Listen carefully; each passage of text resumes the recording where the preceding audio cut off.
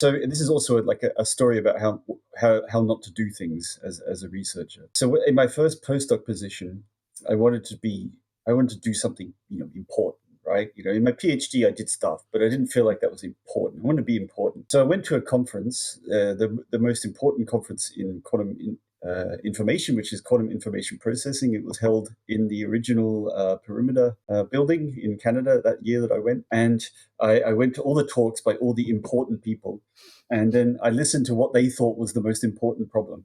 And invariably, I found a problem that I thought, wow, if I could solve that, then I'd be tremendously important, and everyone would respect me and think how wonderful I was. And I'll tell you what the problem is, because this is a warning.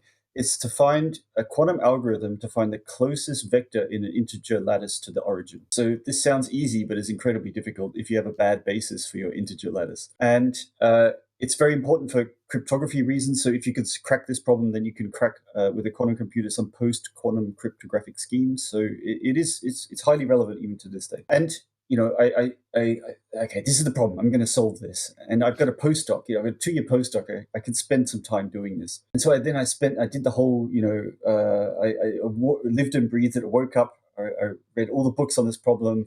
I thought only about this problem. Worked only on this problem, talked to people only about this problem. And a week passed, a month passed, 2 months passed. I had ideas and tried stuff out, but they always failed for this or that reason, because it's hard. It's not easy to solve this problem. And after each time it failed, you feel, for a moment you have this elation, like, yeah, I've cracked it. And then you wake up the next morning, it's like, this is so stupid. I made this mistake. It's not even close to being cracked. And then you say to yourself, okay, just one more try. And so here's the warning, right? And so you start again, and you try it again, and you have maybe fewer and fewer ideas, and you try them out, and it looks promising, and then you nosedive again. And this happened to me for 6 months. And this is when the obsession kicks in, right? It becomes, if you try something and it doesn't work after a couple of weeks, you just, whatever, a couple of weeks, I've just burned some weeks. But after 6 months, you're deep into the sunk cost fallacy now, right? You've sunk 6 months into this problem. It has to pay off now. Then you find yourself spending more time on the problem because you've invested time on the problem. And so at that moment, I managed to see sense and pull away from this problem. Right. But I've seen people who don't pull away from it. And so what do I mean by risk portfolio? I mean, that was an example of a highly risky problem. Very, very challenging. No one had been able to solve it. I didn't really have any ideas about how to solve it. I thought they would come to me as I learned about this problem. And another flaming risk signal is that you keep failing, and then you keep investing time because you invested time, right? And that's what I meant by risk. You should be. It's okay to have these problems that you come back to every so often. But boy, oh boy, please have something a bit boring and a bit straightforward that you can make progress on and not get really depressed. Yeah. And so after this, I started asking famous people how they get their famous result.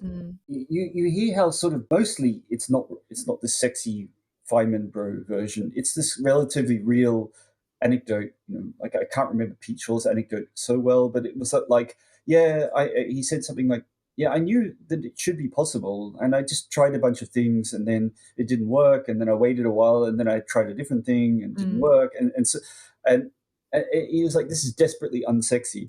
And then Vaughan Jones's story about his Fields Medal winning work was like, I had this equation, it was really hard to solve, and I had this old calculator where you'd have to like punch the numbers in, and I was just really stubborn, and I just kept trying every case from n equals 1 to infinity, just one after the other. And he says at the 26th case, I got an interesting number, and then that was it. So all these stories tell you that it's not about intensively working on it. It's sometimes serendipity. It's sometimes bringing threads together. It's lots of desperately unsexy failure work that we also talked about last time. And it's seldom the lone genius.